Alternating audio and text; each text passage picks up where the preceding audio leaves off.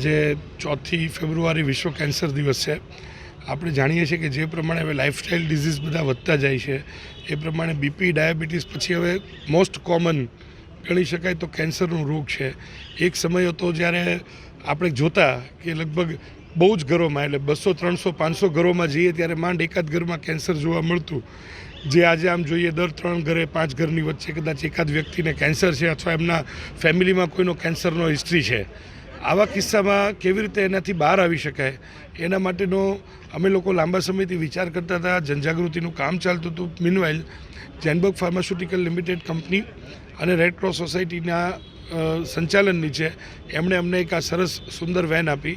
આની વિશિષ્ટતા એ ભાવનગર માટે ગૌરવ એટલા માટે કે આ ઇન્ડિયાની ફર્સ્ટ છે જેમાં 10 પ્રકારના કેન્સરનું સ્ક્રીનિંગ થવાનું છે.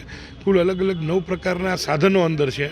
એનું પ્રાઇમરી સ્ક્રીનિંગનું કામ, કારણ કે આપણે સૌથી વધારે જે ચેલેન્જીસ કહીએ અત્યારના સમયની જો ચેલેન્જ હોય તો એ જ છે કે વહેલું નિદાન એ ન થવાના કારણે ઘણી વખત ગામડા અને આજુબાજુમાંથી પેશન્ટ મેઇન સેન્ટર ઉપર આવતા સુધીમાં 3જા 4થા સ્ટેજ સુધી કેન્સર પહોંચી જાય. એવા કિસ્સામાં આ વેનના મદદથી આપણે અમુક વિસ્તારોમાં ગામડામાં જરૂરિયાતમંદ વિસ્તારોમાં જઈને પ્રાઇમરી સ્ક્રીનિંગ કરીશું. આમાં 7 જણની મેડિકલ ટીમ છે. એની સાથે telecommunication, Tally reporting, Tally consulting સેવાઓ પણ છે, જેથી કરીને પેથોલોજીસ્ટ, ઓન્કોલોજીસ્ટ, રેડિયોલોજીસ્ટ જેવા સિનિયર ડૉક્ટર્સ પણ ઓનલાઈન પોતાની સેવાઓ આપવાના છે. આમ જોતાં એક આખું સુરક્ષિત માળખું એ દર્દીઓ માટે તૈયાર થશે, જે વેનના માધ્યમથી લોકોને પ્રાઇમરી સ્ક્રીનિંગમાં બહુ જ મોટી મદદ મળવાની છે. માત્ર એટલું જ નથી, પણ આ વેનની અંદરથી કેન્સર જનજાગૃતિનું કામ પણ બહુ મોટા પાયા પર થવાનું છે. એટલે કે લોકોને કેન્સરના રોગોથી બચવા માટે કેવા પ્રકારના ખોરાક લેવા જોઈએ, શું ધ્યાન રાખવું જોઈએ, કેવા પ્રકારની લાઇફસ્ટાઇલ એમને નિભાવવી જોઈએ, જેથી કરીને આવા રોગો થાય જ નહીં. તો એના ક્ષેત્રમાં પણ રેડ ક્રોસ એક મહેનત કરી રહ્યું છે. અને મને આજે કહેતા આનંદ છે કે ગાડી ગત 8 ફેબ્રુઆરીના રોજ અમે લોકોએ માનનીય મુખ્યમંત્રી શ્રી ગુજરાત રાજ્યના હસ્તે અમે આને લોકાર્પણ કરાવેલી અને આજે ભાવનગર ગાડી આવી પહોંચી છે.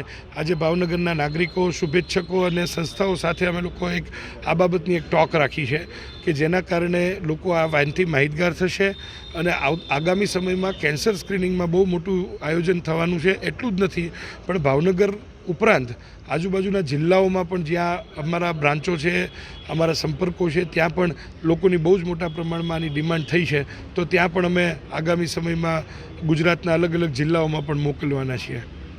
Doctor Chinmay Shah, dean medical college Bhavnagar.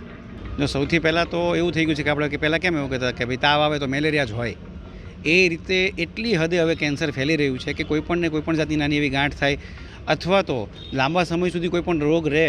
એટલે અત્યારે આપણી જે જીવનશૈલી છે, જે રીતે આપણે અલગ અલગ પ્લાસ્ટિક ને ગરમ વસ્તુમાં બધું વાપરીએ છીએ અને જે ફાસ્ટ ફૂડ, જંક ફૂડ આપણે ખાઈએ છીએ, એને લીધે એટલું બધું પ્રસરી રહ્યું છે કે દરેક ઘરમાં એવું કહીએ ને તો કે 10માંથી 8 ઘરમાં આપણને કેન્સર મળે. એ એટલી હદે કેન્સર વિસ્તરતું જાય છે. અને આપણે એટલી બધી ભાગદોડમાં હોઈએ છીએ કે જ્યારે આપણને આપણું શરીર કેન્સરના નાના નાના સિગ્નલ આપે ને એ તો આપણે આઈડેન્ટિફાઈ જ નથી કરી શકતા.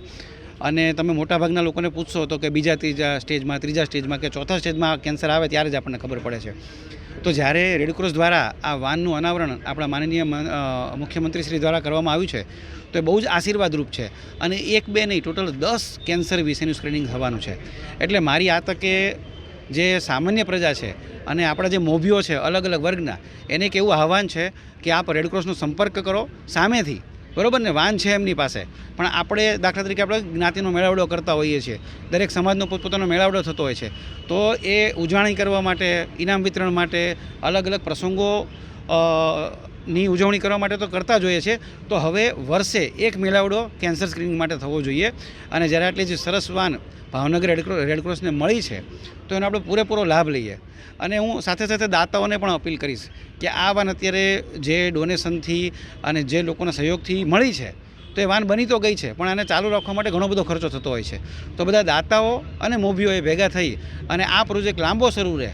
કારણ કે વસ્તુ એ છે કે જો વહેલું સ્ક્રીનિંગ થશે તો લોકોના જીવ બચી શકશે. કારણ કે 3જા 4થા 5મા સ્ટેજમાં હશે, છેલ્લા સ્ટેજમાં હશે તો એ થવું બહુ અઘરું છે.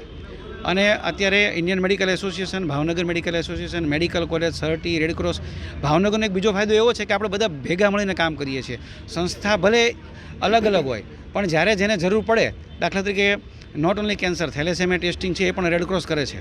તો એ જ રીતે જેનું જે કામ છે એક કામ આપણે રિપીટ ન કરીએ કે એક સંસ્થા જે કરે છે તો બધી સંસ્થા ભેગી થઈ અને એને એમાં સપોર્ટ કરીએ તો અલ્ટિમેટલી ભાવનગર માટે આ બહુ જ આશીર્વાદરૂપ રહેશે. અને જેવી રીતે સુમિતભાઈએ કીધું એ રીતે ભાવનગર શહેર નહીં, ભાવનગર જિલ્લાની અલગ અલગ જગ્યાએ પણ આપણે આનો મેક્સિમમ લાભ લેવાય એવું કરીએ, જેથી વહેલી તકે નિદાન થાય. કારણ કે કેન્સરમાં વહેલું નિદાન એ જ એની સારવાર છે એવું કહી શકાય.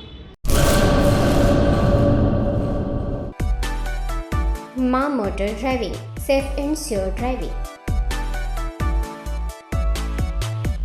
ડ્રાઇવિંગ એ શોખ સાથે આપની મોટી જવાબદારી પણ છે. અમારા ઇન્સ્ટ્રક્ટર દ્વારા સચોટ અને સરળ માર્ગદર્શન. આપની રોજની તાલીમની માહિતી મેળવીને શું અધુરાશ છે એના ઉપર પૂરું ફોકસ કરાય છે.